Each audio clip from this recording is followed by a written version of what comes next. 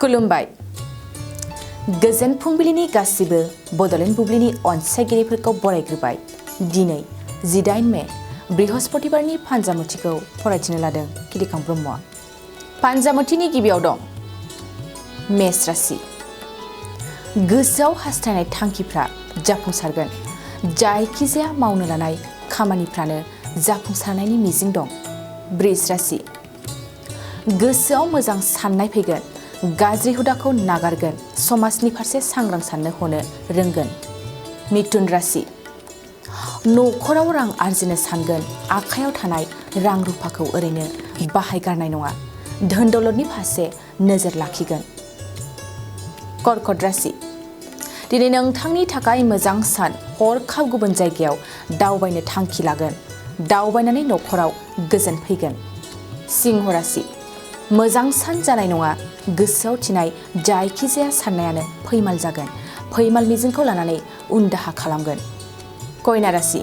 बिसि फिसायनि गेजेराव नांलायनाय जागोन। एसे जेंनाखौनो गिदिर खालामगोन। दुखु दाहानि गेजेरजों समखौ बारहोहरगोन। तुला राशि। न'खराव सान्थि फैगोन। बिदा फंबायनि गेजेराव अनलायनाया बांसिन जागोन। उदां गोसोआ बयजोंबो गोरोबलायनो हागोन। वृश्चिक राशि।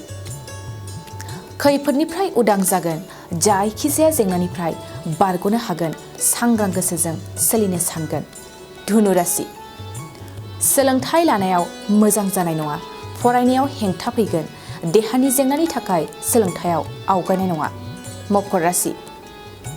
न'खरनि गथ' गथायखौ लानानै जिंगासिगोन। गोसोआव सानब्लाबो आगोर मोननाय नङा। जेंनाया बांसिननो हागौ। कुम्भ राशि। मोजां सान। गुबुननिफ्राय बबेबा खामानियाव मदद मोनगोन। न'खरनि जेंनाखौ सौसिनानै मोजां लामाजों आवगायलांनो हागोन। मीन राशि। समा नोंथांखौ मदद होनाय नङा। दिनै नोंथांनि थाखाय गाज्रि सम। बायजोआव ओंखारनायनि सिगां गोबां खेब सानग्रोनाया नोंथांनि साबसिन। दिनै सानसेनि राशि फरायथिनायाबो एसेनोसै। आसा खालामो नोंथांनि दिनैनि साना मोजाङै मोजां थांगोन। बेखौ बड'लेण्ड बुब्लि न'खरनिफ्राय मिजिंथिबाय। गोजोन्थों। थाखो 8, 9 आरो 10 नि फरायसाफोरनि थाखाय मोनसे गोनां फोसावथाय। इम्पल्स आसामआ नोंथांनि थाखाय होदों अनलाइन टिउसन एप्सनि सुबिदा।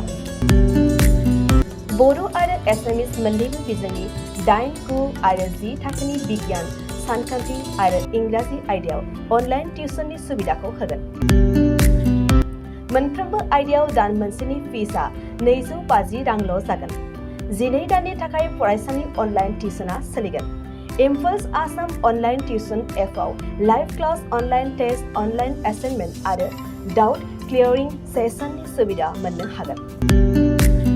इम्पल्स आसाम अनलाइन टिउसन एपआव रोंगौथि गोनां एक्सपिरियेन्स फोरोंगिरिफ्रासो फोरोंगोन। गोसो गुदुं फरायसाफ्रा गाव गावनि मबाइलाव गुगोल प्ले स्ट'रनिफ्राय इम्पल्स आसाम एपखौ डाउनल'ड खालामनो हागोन। लोगोसेयैनो 8099334099 जानबुं अनजिमायाव थोंजोङै जगाजग खालामनो हागोन।